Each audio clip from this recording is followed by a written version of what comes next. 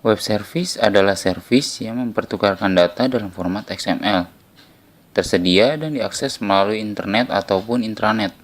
Web service merupakan operating system dan programming language independent.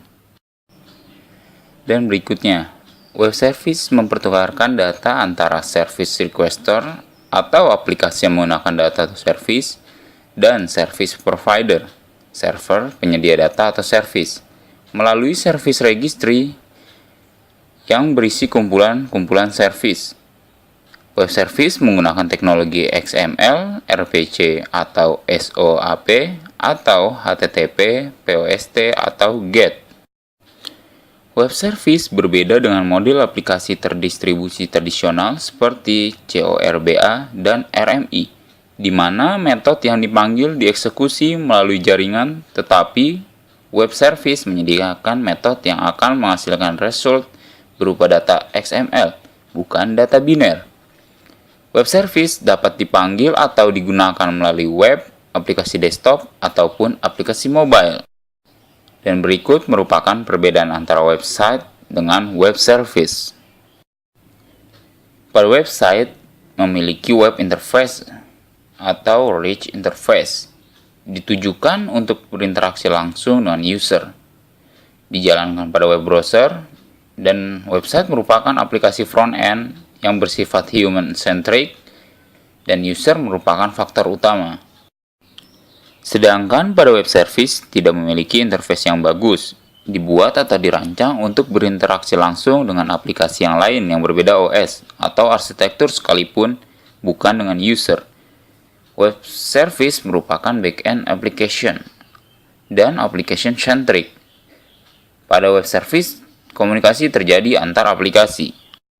Dan berikut kelebihan pada web service, yaitu interoperability pada platform dan aplikasi. Dapat mempublikasikan service dan metode sehingga mudah digunakan. Kemudian, mendukung reusable components.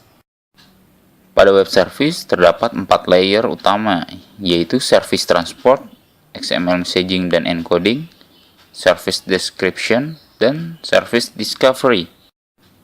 Pada service transport, bagian ini bertanggung jawab untuk mengirim message antar aplikasi. Protokol yang ada, Hypertext Transfer Protocol, Simple Mail, Transfer Protocol, dan File Transfer Protocol.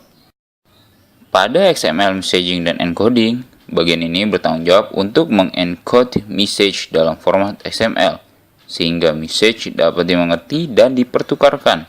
Protokol yang ada yaitu XML, RPC, dan SOAP.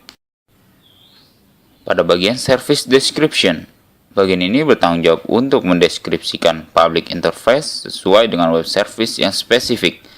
Bagian ini dihandle melalui Web Service Description Language atau WSDL dan XML Schema. Service Discovery, bagian ini bertanggung jawab untuk memusatkan service ke dalam common registry dan menyediakan kemudahan untuk mempublikasikan interface dan kemudahan dalam pencarian metode. Bagian ini dihandle oleh Universal Description, Discovery, and Integration.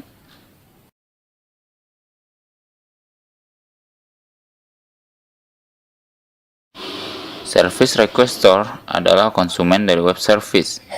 Pengembangan service requester yaitu mengidentifikasi dan menemukan service yang relevan sesuai dengan aplikasi yang ada.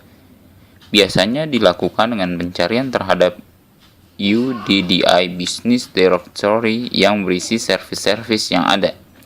Setelah mendapatkan service yang diinginkan, langkah selanjutnya adalah mencari service description. Pada service requester, jika service itu adalah SOA, maka kita akan menemukan WSDL dokumen. Jika service itu adalah XML RPC, maka kita akan menemukan Human Readable Instruction untuk integrasi. Dalam membuat client application, kita harus membuat XML RPC atau SOAP client sesuai dengan bahasa pemrograman yang kita sukai. Kemudian jalankan client application yang kita buat dan invoke the web service. Service provider adalah penyedia dari satu atau lebih web service. Pengembangan service provider yaitu pengembangan fungsi-fungsi utama dari service. Biasanya ini merupakan bagian yang paling sulit, seperti misalnya koneksi database, IJB, COM, dan lain-lain. Kembangan sebuah service wrapper untuk fungsi-fungsi utama tersebut dalam bentuk XML RPC atau SOAP Service Wrapper.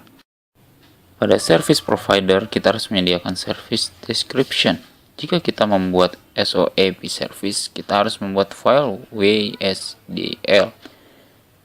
Jika kita membuat XML RPC service, kita harus membuat human readable instruction untuk integrasi.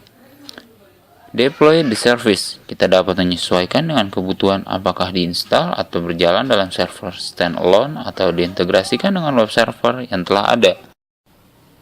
Kemudian kita harus mempublikasikan keberadaan dan spesifikasi service yang telah kita buat. Biasanya dapat dilakukan dengan cara mempublikasikan ke global UDDI directory atau private UDDI directory. XML RPC adalah mekanisme pengiriman metode atau function dalam format XML melalui HTTP dalam jaringan internet. Klien menentukan prosedur dan parameter yang diinginkan ke dalam XML request, sedangkan server akan merespon entah itu false atau benar dalam XML respon. XML RPC dikembangkan tahun 1998 oleh Userland Software.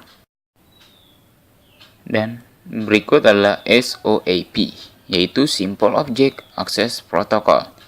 SOAP merupakan protokol komunikasi berbasis XML yang memperbolehkan aplikasi saling bertukar informasi melalui HTTP. SOAP juga merupakan protokol untuk mengakses web service. SOAP merupakan format untuk mengirimkan message antar internet, bersifat platform independent, language independent, dan merupakan standar W3C.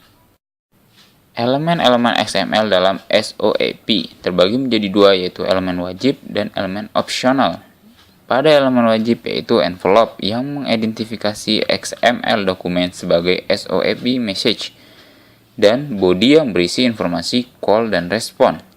Sedangkan pada elemen opsional, header yang berisi informasi header dan fault yang berisi informasi error yang terjadi. SOAP Syntax Rules. SOAP harus dibuat dengan menggunakan sintaks XML, harus menggunakan SOAP envelope namespace, harus menggunakan SOAP encoding namespace, dan tidak boleh mengandung DTD dan XML processing instruction.